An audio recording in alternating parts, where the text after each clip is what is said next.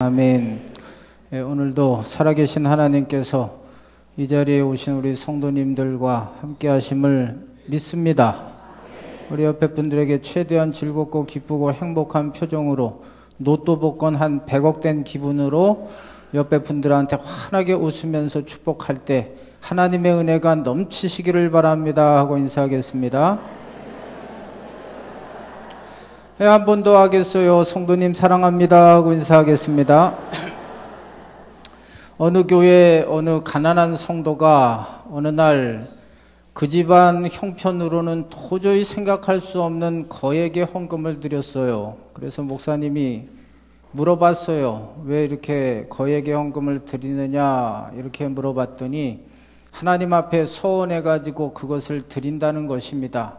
그럼 무슨 내용을 가지고 하나님께 서원했냐 하냐 그랬더니 그 딸이 병이 들어가지고 죽게 됐을 때 그 병에서 노임을 받으면 놓이게 되면 하나님께 이렇게 서원을 드린다고 약속을 해서 드린다는 것입니다. 근데 그 목사님 알기로 그 아이가 죽었는데 이게 이렇거든요. 근데 아이가 죽었는데 왜 하나님께 드리냐 그랬더니 병에서 놓여서 하나님의 기쁨에 천국에 가게 돼서 감사해서 서원 예물을 드린다 이렇게 말을 했어요. 이 말을 여러분 들으면서 어떤 생각을 하십니까? 믿음이 없는 분들은 미친 X 이런 생각을 하실 거예요. 그러나 믿음이 있고 천국에 대한 확신이 있는 분들은 끄떡끄떡 적어도 믿음이 없어도 그냥 끄떡끄떡 정도는 되지 않을까 생각합니다. 오늘 설교 제목이 하나님 나라예요. 하나님 나라는 엄청 중요합니다. 이 개념을 모르면요 예수 헛믿는 거죠. 왜냐하면 우리가 이 자리에 지금 앉아있는 이유도 결국은 뭐예요? 지옥 안 가고 하나님 나라 가려고 그러는 거잖아요. 천국 가려고 하는 거잖아요. 성경의 마지막 스토리가 뭡니까? 계시록 21장 22장에 보면 하나님 나라에 대해서 얘기하고 있잖아요. 하나님 나라로 끝이 나지 않습니까?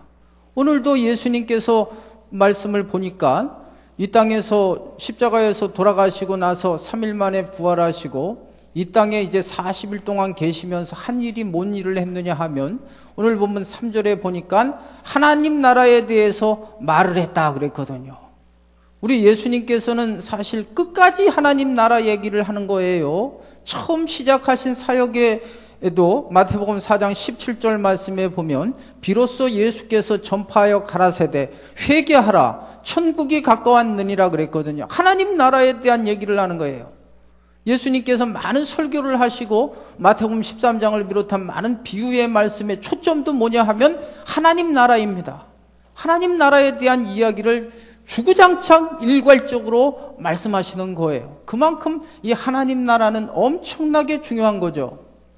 이렇게 하나님 나라 얘기를 했더니만 제자들은 전혀 딴소리를 하고 있어요. 무슨 얘기를 하고 있느냐 하면 제자들은요 6절 보겠습니다. 6절 시작. 그들이 모였을 때 예수께 여쭈어 이르되 회복하심이 이때니까 하니. 지금 하나님 나라를 예수님은 말하는데요 제자들은 언제 우리나라가 회복되냐 독립되냐 그랬어요. 그 당시 이스라엘은요 로마의 압제를 받았어요. 로마에게 이렇게 점령을 당한 거예요. 그래서 그들은 궁금한 거예요. 예수님께 언제 우리나라가 독립합니까? 우리나라도 일제 36년 동안 압제를 당할 때 김구 선생님 같은 경우는 첫째도 독립, 둘째도 독립, 셋째도 독립이다 그렇잖아요. 근데 그들에게 내려오는 이스라엘 사람들에게 이 소식이 있었어요. 그게 뭐냐 하면 메시아가 오시면 이스라엘이 회복된다는 거예요. 그 회복이 어느 정도냐 하면 이스라엘 역사에 있어서 가장 왕성한 때가 언제냐 하면 다윗 왕 때거든요. 다윗 왕 때 나라도 컸고 흥황하고 그랬거든요. 지금 나라 꼬라지가 이렇지만은 메시아가 오면 다윗처럼 이 이스라엘이 다시 회복될 것을 말하는 거예요. 근데 그 메시아의 조건이 이사야의 말씀에 보면 이렇게 나와요. 눈먼 자가 눈을 뜨며 소경이 눈을 뜨고 안진뱅이가 일어나고 죽은 자가 살아난다.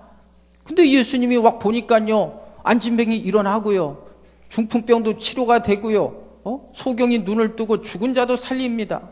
그래 사람들은 진짜 이 사람이 메시아구나 거기에다가 오병이요, 보리떡 5개와 물고기 2마리로 막 남자만 5,000명 먹여 되니까 막 왕으로 삼으려 그러잖아요.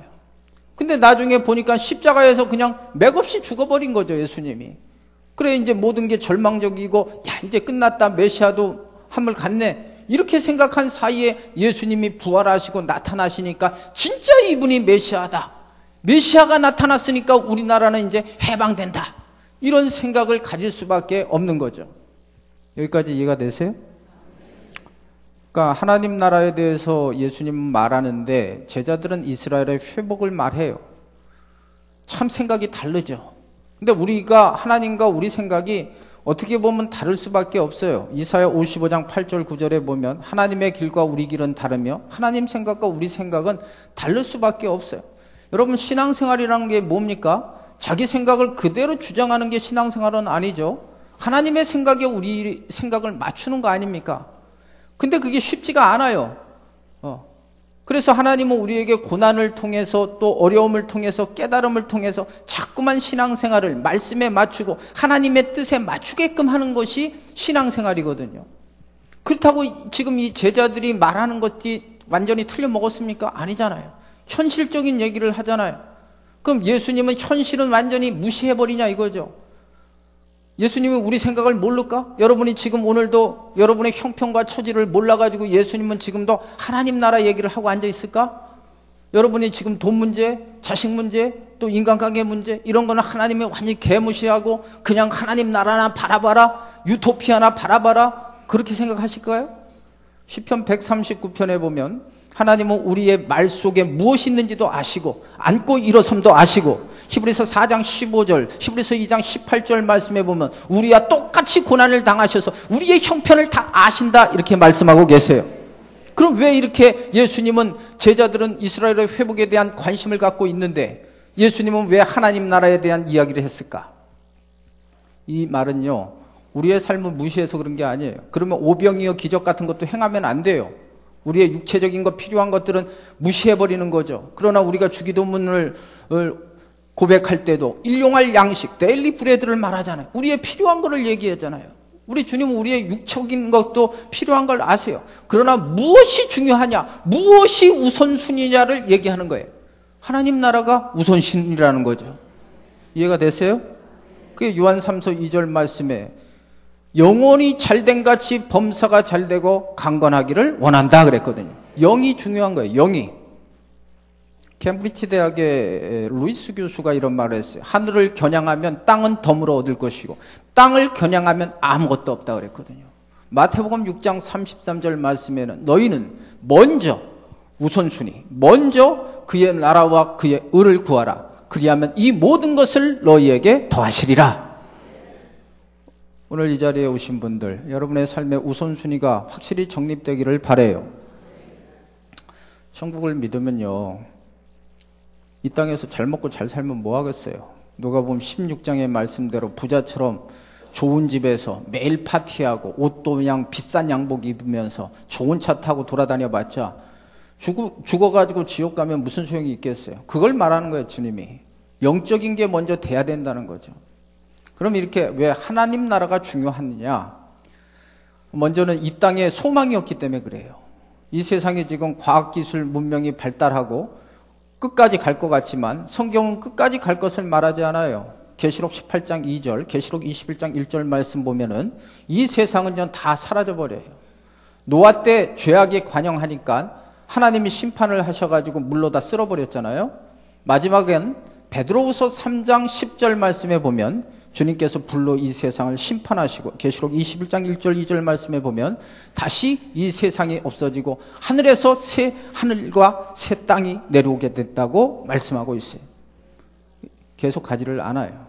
그렇기 때문에 하나님 나라가 중요한 거예요.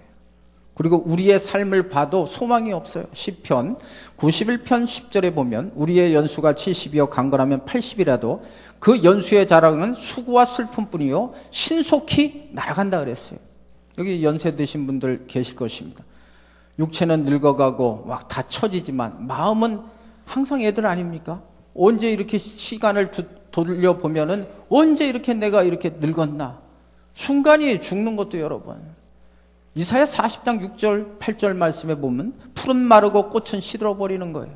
아무리 이쁘고 아무리 많은 학력과 지식과 미모와 또 인간들이 부러워하는 매력적인 것들이 있어도 나이 들어버리면 다 이 땅의 흙과 같이 다 사라져버리는 것이 인생이에요. 그래서 골로새서 3장 2절 말씀에 너희는 땅의 것을 찾지 말고 위의 것을 찾으라 이렇게 말하고 있어요. 이 시간 설교를 들으면서 하나님 나라를 사모하시기를 바라요. 그럼 지금 설교 제목이 하나님 나라인데 하나님 나라는 어떤 곳이냐 이거죠. 두 가지 개념이 있어요. 첫째는 장소적인 개념이 있습니다. 우리가 보통 천국 갔어 그러잖아요. 우리 아버지도 얼마 전에 천국 갔어요. 우리 엄마도 천국 가고. 이 천국 갔다는 것은 천국이 있다는 거죠. 장소적 개념에서 천국 간 거예요, 이게. 계시록 21장, 22장에 보면 천국 모습이 다 나오거든요. 하늘이라는 개념에는 세 가지 하늘이 있어요. 먼저는 이 새가 날아다니고 비행기가 날아다니고 구름이 있는 하늘이 있어요. 이걸 스카이, SKY, 스카이가 이제 하늘이에요. 두 번째 하늘은 그거보다 더 높은 하늘들, 해와 달과 별이 있는 우주 공간, 스페이스, SPACE, 스페이스 공간이 있어요. 그리고 우리 이 성경에서 말하는 하늘은 heaven, HEAVEN, heaven이 있어요. 이 heaven에 대한 것이 계시록 21장, 22장에 보니까 하늘나라 가면 계시록 21장 4절에 보면 더 이상 눈물이 없고 애통하는 것이나 곡하는 것이 없는 것이라는 거죠. 지금 아픈 분 있어요? 천국 가는 안 아파요. 더 슬퍼할 일이 없대요. 막 천국은요, 거기 보니까 금으로 그냥 쫙 깔렸네요.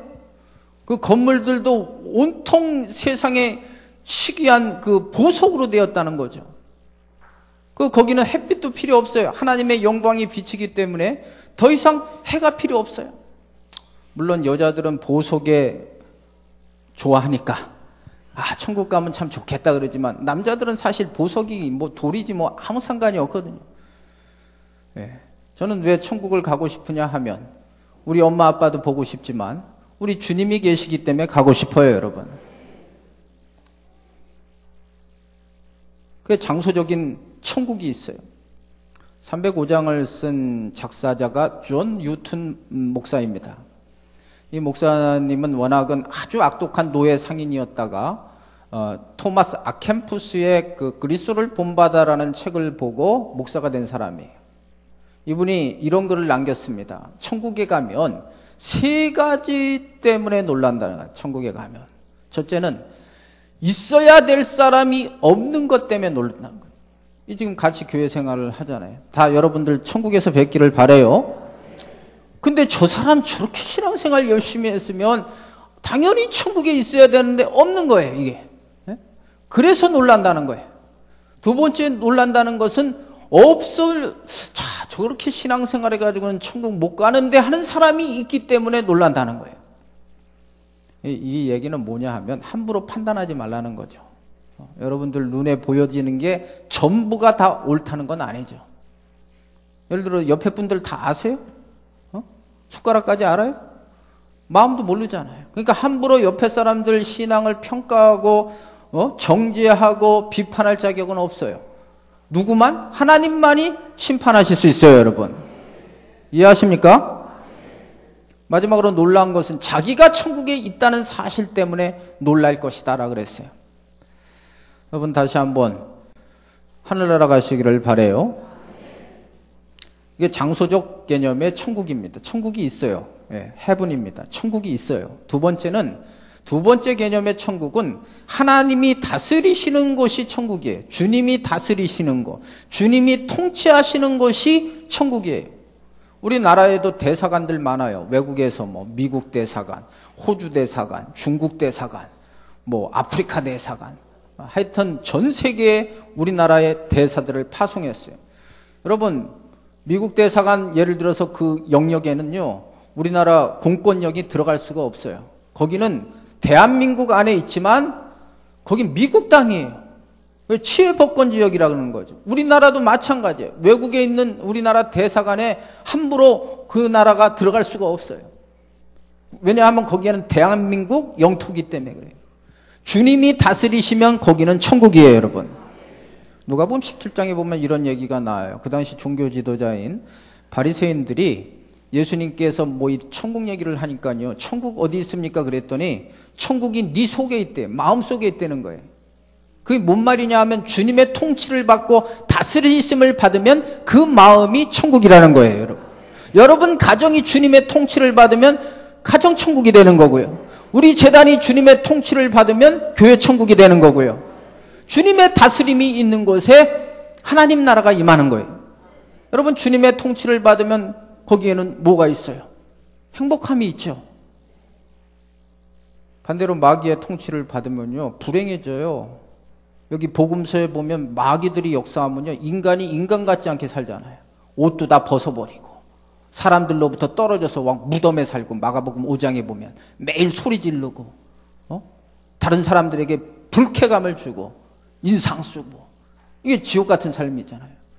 그런 마귀 들렸던 사람이 주님의 통치와 다스림을 받으니까 마가복음 5장에 그 군대 귀신 들린 자가 옷을 입기 시작한, 정상적으로 사회 속에서 공동체 안에서 같이 어울리게 되는 거 아닙니까?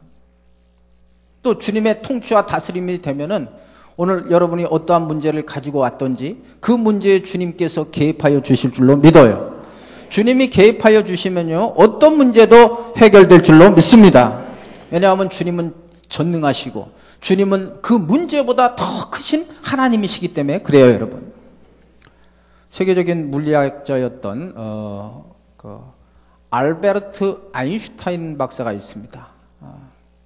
이분은 그 상대성 이론인가 그걸 발견해가지고 세계적인 학자이죠.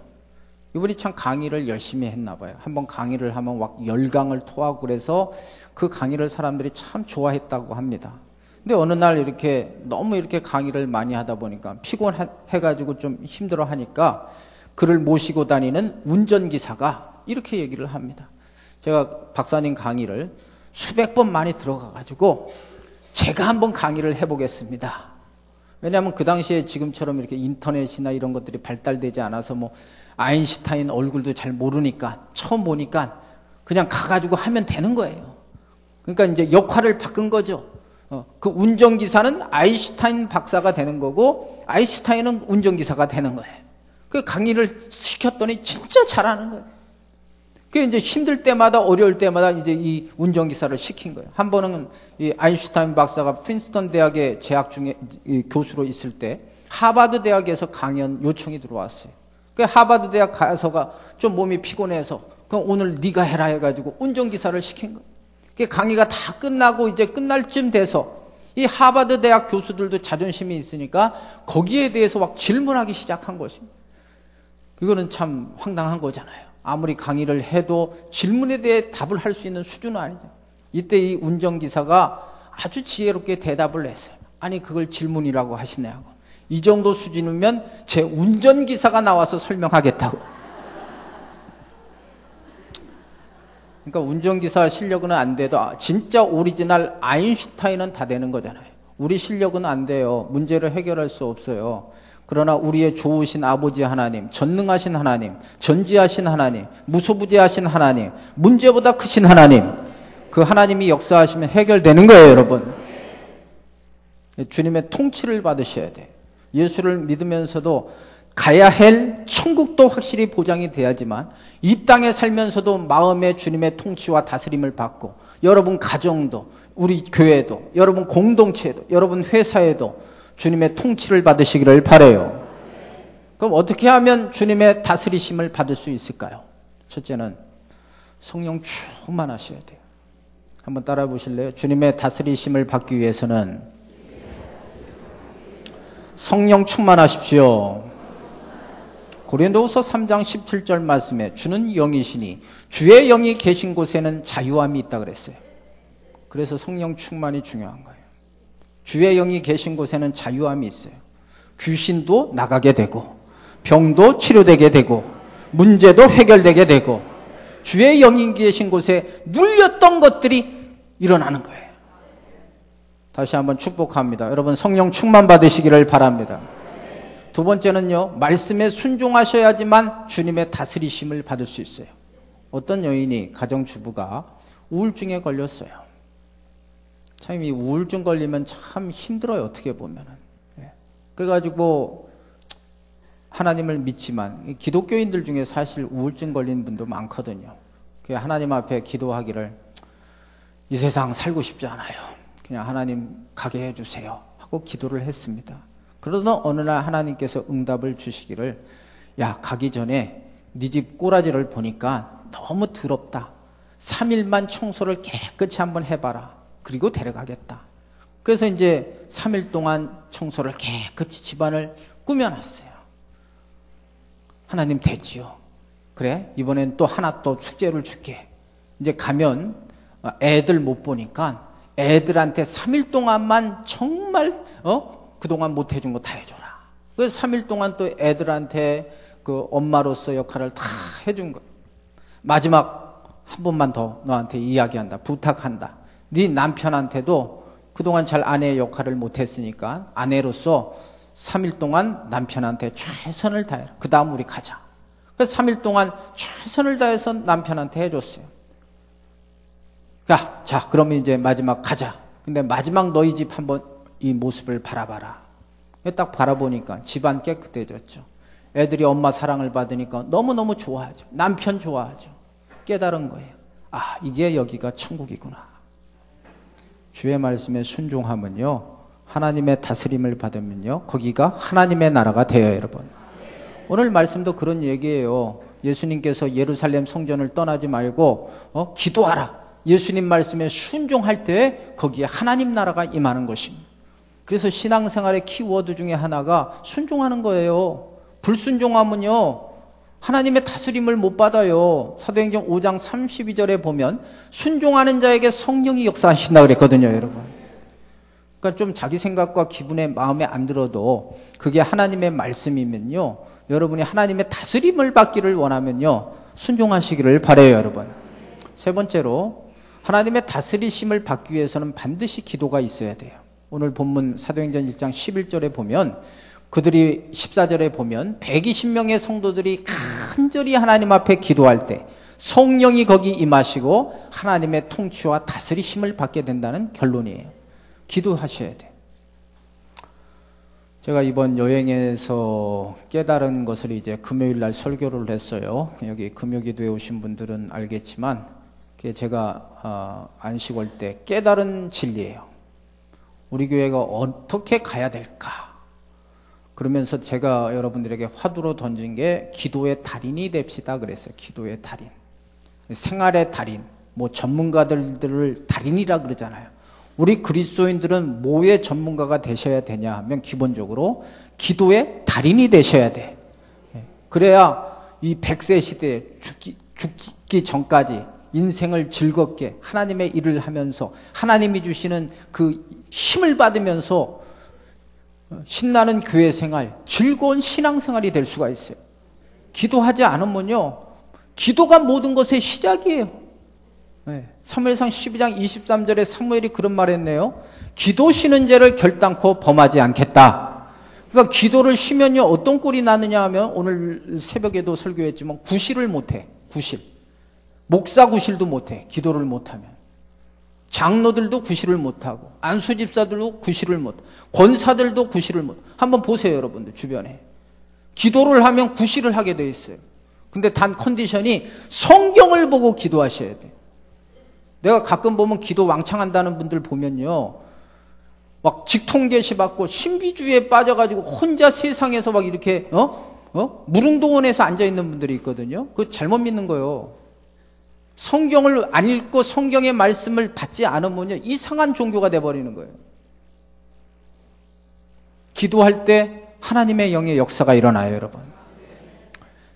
그 미국 텍사스에 좀 오래된 얘기입니다. 한 젊은이가 이제 호텔 사업을 했어요. 근데 그 당시 이제 미국의 대공황이 와서 호텔업의 85%가 부도를 다 맞은 거예요. 망한 거죠. 파산한 것이. 이 젊은이가 이제 견디지 못해서 이제는 희망이 없다고 하고 자살을 결심합니다. 이때 갑자기 자살을 딱 하려고 하는 순간에 그 엄마의 기도가 들리는 거예요. 엄마의 생각이. 그 자식을 놓고 그 엄마가 매일 기도하고 그렇게 잔소리처럼 어렵고 힘들 때는 하나님을 찾아라, 하나님을 찾아라. 마지막 그 음성이 참 하나님의 역사는 참 신기한 거예요. 그러니까 부모가 기도하면 자식이 안 죽는 거예요. 내가 보면. 그 마음에 그런 감동을 줘가지고 그동안 찾지 않았던 하나님을 간절히 찾고 회개하고 눈물 뿌려 회개하고 기도했더니 마음에 평안을 주신 거예요. 그러면서 하나님께서 지혜를 주시기를 빚쟁이들을 다 모아놓으라는 거예요. 다 모아놓고 솔직하게 얘기하는 거예요. 진실하게. 정직이 최선의 정책 아닙니까? 내가 이렇게 부도 맞아가지고 자살하려고 했는데 하나님께서 그런 회개의 영을 주시고 기쁨을 주셔서 이렇게 모아둡니다. 지금 당장 갚을 수 없지만 근데 약속합니다. 좀 기다려 주시면 반드시 제가 다시 재개해서 여러분들 거 다 빚 다 갚아드리겠습니다. 사람이 진실하면 통한다고 그 말에 다 찬성을 한 거예요. 나중에 이분이 그 실패를 통해 가지고 호텔 왕이 됐는데 그게 힐튼 사람이에요. 힐튼 호텔 있잖아요. 힐튼. 콜레드 힐튼의 스토리예요, 여러분. 기도하면요. 오늘도 절망적인 분이 있습니까? 아무리 절망이라도요. 우리 하나님은 소망의 하나님이세요, 여러분. 여러분이 기도하기로 결단하고 하나님 찾으면요. 하나님은 역사하세요, 여러분. 믿으십니까, 여러분? 기도에 대한 비전을 가졌어요. 저도 열심히 기도할 테니까 여러분도 기도하세요. 여행은 참 집 떠나면 고생이라고 참 고생은 많이 해도 깨닫는 것이 생각대로 안 되는 게 또 여행이잖아요. 그때그때마다 하나님께서 또 이렇게 역사하고 저렇게 역사하고 그러니까 내 생각대로 안 되니까 감사한 거예요. 기도도 마찬가지. 여러분 생애가 지금 잘 될 것 같다고 생각하는 분은 기도 안 할 것이고 너무 힘들어서 이게 되겠어 해도 기도 안 할 것이지만 기도하면 하나님이 역사하시기 때문에 하나님이 다스리기 때문에 여러분이 생각한 시나리오대로 되는 것이 아니라 하나님의 역사하심대로 될 줄로 믿습니다. 기도해야 반드시 하나님의 다스림을 받을 수 있어요. 네 번째는요. 하나님의 다스리심을 받으려면요. 찬송하시기 바라요. 찬송 엄청 중요합니다. 이사야 43장 21절에 보면 하나님이 이 백성을 택하고 지으신 목적은 찬송하게 하려 함이라 그랬어요. 시편에 보면 하나님은 뿔 달린 황소를 드리는 것보다 찬송을 더 좋아하신다는 거예요. 성경에 보면 찬송할 때 막 기적의 역사가 일어나잖아요. 막 귀신이 나가고요. 옥문이 열려지고요. 전쟁에서 이기는 역사가 일어나요, 여러분. 오늘도 여러분들이 몇 시에 왔는지 모르겠어요. 찬송을 좋아하셔야 돼요. 어떤 분들은 딱 예배 시간 돼가지고 칼같이 오시는데 늦는 분보다는 나을 거야. 근데 여러분들이 진짜 은혜를 받고 말씀의 은혜를 받고 더 하나님의 영의 감동을 받기를 원하면 좀 더 일찍 오시기를 바라요, 여러분. 자꾸만 생활 속에서도 찬송하고 자꾸만 찬송해야 돼. 그 명성교회 김사만 목사님 설교를 지금도 제가 열심히 듣고 있는데 그분 설교하시다 보면은 찬송하시잖아요. 참 고난의 시절을 잘 이길 수 있었던 것이 하나님 앞에 울면서 기도하고 찬송하고 하나님 엄청 좋아하시는 거예요. 이 찬송은요 곡조 있는 기도입니다. 때로 우리가 기도가 안 될 때는요 찬송을 하셔야 돼요. 혹시나 나는 음치인데 이런 분이 있습니까? 하나님은요 음치박치 상관이 없어요. 그 마음에 진정으로 영적인 찬송을 들으시면 하나님 그걸 받으셔요, 여러분. 찬송 들으시고 찬송하시고 또 찬양대도 들어오시고 그 자꾸만 찬양이 있을 때 거기에 하나님의 통치와 다스림이 있게 될 줄로 믿습니다. 마지막으로 하나님의 다스리심을 받기 위해서는요 감사하셔야 돼요. 감사. 데이비드 소페르라는 사람이 피할 수 없는 하나님이라는 책을 썼어요. 그 책에 보면 수도원과 교도소의 차이를 이렇게 얘기를 합니다. 수도원과 교도소의 공통점은요 다 이렇게 밀폐된 공간, 폐쇄된 공간이라는 특징이 있어요. 근데 어떤 곳은 교도소가 되고 어떤 곳은 수도원이 되느냐, 그 근본적인 차이는 뭐냐? 원망 불평과 감사하는 거예요. 원망 불평하면 그거는 교도소가 되는 거예요. 그러나 감사하면 거기는 수도원이 되는 거예요. 감사하시기를 바라요. 네, 하나님은요 성경을 이렇게 쭉 읽어봐도 어떤 형편이든지 원망 불평할 수 있는 환경과 조건과 하나님 앞에 따질 듯이 조건을 따지면서 하나님 이러니까 내가 원망할 수밖에 없어요 해도 하나님 그걸 싫어하세요. 왜냐하면 그건 하나님을 못 믿는 행위이기 때문에 그런 거예요. 좀 지금 힘들어도요, 하나님은 그것까지도 사용하시는 하나님이세요, 여러분. 그래서 사도 바울이 로마서 8장 28절에 하나님을 사랑하는 자, 곧 그 뜻대로 부르심을 입은 자들에게는 모든 것을 합력하여 선을 이루신다. 지금 고난 중에 있는 분이 있습니까? 그 고난 필요한 거예요. 잘 나가는 분들 갑자기 망하는 수가 있거든요. 하나님이 사랑하시니까 브레이크 장치를 통해 가지고 깨닫게 만드신다는 거죠. 그걸 어떻게 알아요, 여러분들이? 여러분 예를 들어 10초 후의 일을 알아요? 모르잖아요. 하나님은 우리의 모든 인생을 아시잖아요, 여러분. 그러니까 함부로 이렇게 조금 형편이 안 좋다고 지금 원망 불평하시면 안 돼요. 그걸 통해서 더 하나님이 더 크게 역사하실 것을 믿으셔야 돼요, 여러분. 시편 50편 23절에 보면 감사하는 자에게는 하나님의 구원의 역사를 보여주신다 그랬어요. 그러니까 오늘부터 결심하세요. 이 마지막 게 중요한 것 같아요. 하나님 나라의 다스림을 받기 위해서는 무조건 감사하셔야 돼요. 그게 데살로니가전서 5장 18절 말씀, 범사에 감사하는 거예요. 범사라는 것은 모든 환경 속에서 감사하는 거예요. 한번 따라해 보실래요? 범사에 감사합시다. 저 중위층도 좀 심심하니까 고기만 한번 해봐. 그 위에만, 밑에는 가만히 있고. 범사에 감사합시다. 잘 되고 싶으면 하셔. 하나님의 다스림을 받기 위해서는 감사하셔야 돼. 하나님의 주권을 그냥 인정하셔. 지금 죽을 것 같아? 죽이셔 그래 그냥 차라리. 그래도 불평하지 마. 하나님 손에 있으니까 마음대로 하세요. 이렇게 해버려야지. 그걸로 원망하면요 소망이 없어요. 제가 몇 달 전부터 이제 잠 조금 자지만 진짜 잠 못 자는 건 미쳐 사람이 진짜. 어느 때는 막 욕 나오고 그래요. 솔직히. 근데도 끝까지 입을 지켜 내가. 못 자는 한이 있어도 생밤을 까는 한이 있어도 내가 불평하지 않는다니까요. 원망하면요 소망이 없어요. 아무리 힘들어도 감사하세요, 여러분. 한번 따라해 보실래요? 아무리 힘들어도 감사합시다. 우리 옆에 분들에게 얘기해 주세요.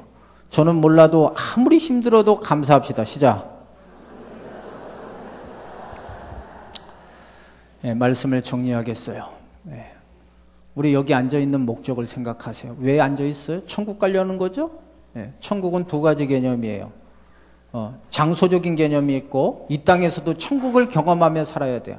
천국만 가는 게 목적이 아니라 하나님의 백성이 여기서도 하나님 다스림 받아가지고 행복하기를 원해요. 천국 같은 삶을 살다가 오기를 원해요.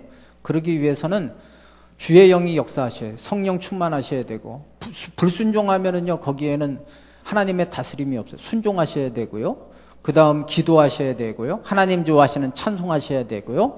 그리고 어떤 상황에도 원망 불평하지 않고 감사하면 살아계신 하나님께서 오늘 이 설교를 듣는 여러분 삶에 오늘부터 천국이 임하게 될 줄로 믿습니다. 이 말씀을 믿으시면 한번 아멘 해보세요. 이 말씀대로 하나님의 영광이 나타나기를 주의 이름으로 축복합니다. 찬양하겠어요.